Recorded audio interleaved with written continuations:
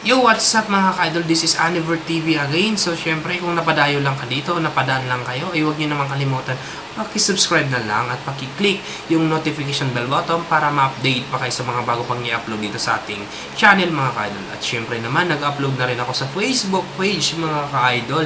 Ay huwag nyo naman kalimutan, paki-follow na lang at paki-click, paki-like yung mismong video mga ka-idol. So, sa episode natin mga ka-idol, siya lang naman ang kaisa-isang NBA rookie star na nagcha-champion kaagad sa kasaysayan ng NBA. So, ibig sabihin mga ka-idol, ay kakadrop lang ko niya, ay nakasungkit kaagad ng kampyonato mga ka-idol. So, actually mga ka-idol, marami pong nakagawa sa ngayon na ganitong kakadrop lang nila pero nakakuha kaagad ng kampyonato. Pero hindi sila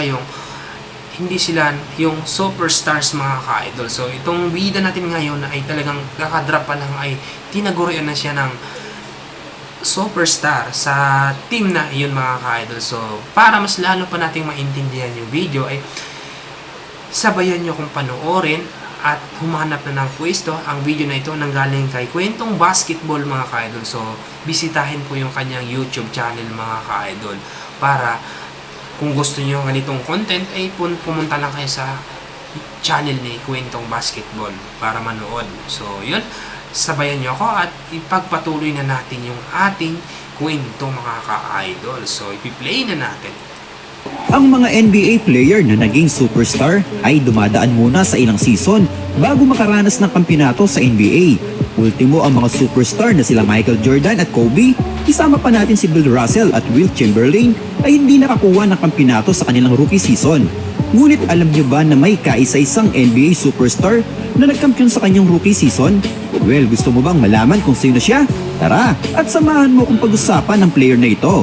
Kaya, simulan na natin. Ang ating tinutukoy na NBA superstar player ay walang iba kundi si Earvin Magic Johnson. Si Magic Johnson ay first overall pick noong 1979 NBA draft na pinili ng kupunan ng Los Angeles Lakers. Sa kanyang height na 6 foot 9 inches ay napakalaki niya sa kanyang playing position na point guard. Imagine guys, siya ay kasing laki ni LeBron pero point guard ang kanyang laruan, di ba? Sa kanyang rookie season ay naging kakampi niya sa kupunan ng Lakers si Kareem Abdul-Jabbar na sentro ng kupunan na may height na 7 foot 2 inches.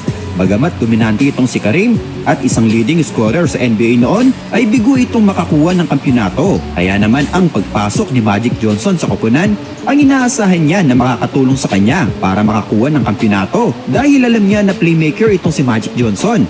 Well, hindi naman nabigo itong si Kareem dahil nagpakitang gilas itong si Magic Johnson sa koponan. Sa kanyang rookie season, siya ay nag-average na agad ng 18 points per game, 7.3 assists per game at 5.7 rebounds per game. Ang ganitong kontribusyon sa koponan ay napakalaking tulong nito para manalo sa laban. Kaya hindi na din naging katakataka pa na magkampiyon nga itong si Magic Johnson sa kanyang rookie season pa lamang. Ngunit kahit na nakapagkampiyon nga itong si Magic Johnson sa kanyang rookie season, ay hindi niya nakuha ang Rookie of the Year award dahil ito ay nasilat ng kanyang rivalry na si Larry Bird na talagang nagpakitang gilas din sa kanyang rookie season na nag-average sa kanyang rookie season ng 21.3 points per game, 4.5 assists per game at 10.4 rebounds per game. Well, sa puntong ito masasabi nga natin na mas maganda ang stats ni Bird kaysa kay Magic. Ngunit ganun pa man ay nakuha naman ni Magic Johnson ang Finals MVP sa kanyang unang kampyonato sa kanyang unang season. Mga ka-idol, ito yung biruin mo mga ka-idol. Kakadrop mo lang, nakasungkit ka agad nga ng kampyonato, ikaw pa yung MVP mga ka-idol. So, kumbaga ito yung nagkaisa-isahang NBA rookie star sa history ng NBA mga ka-idol. Si Magic Johnson lang po yung nakagawa nito mga ka-idol.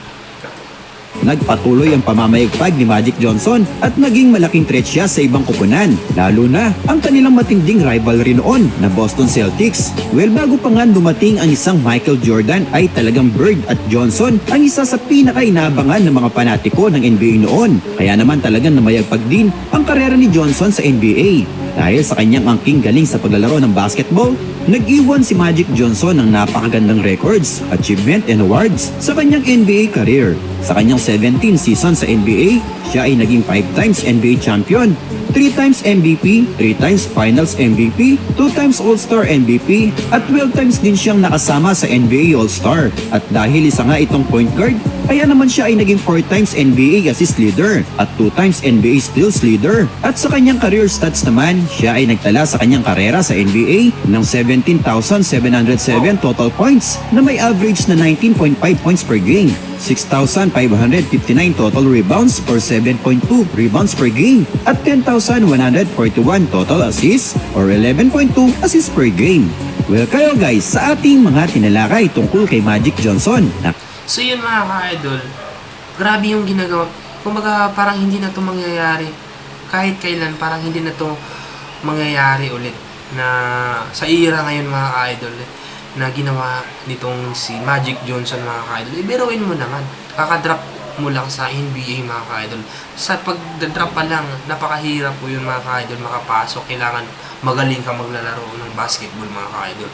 At pangalawa po kailangan mag-average ka ng ganun na kay Magic Johnson ay 18 points per game mga ka-idol at nakasungkit ka agad ng kampyonato at siya pa yung tinanghal na MVP mga ka-idol. Grabe yung ginawa ni Magic Johnson mga ka-idol. So yun, sana nagustuhan yung video natin mga ka-idol. Hanggang dito na lang po at maraming salamat at maki-like na po mismong video.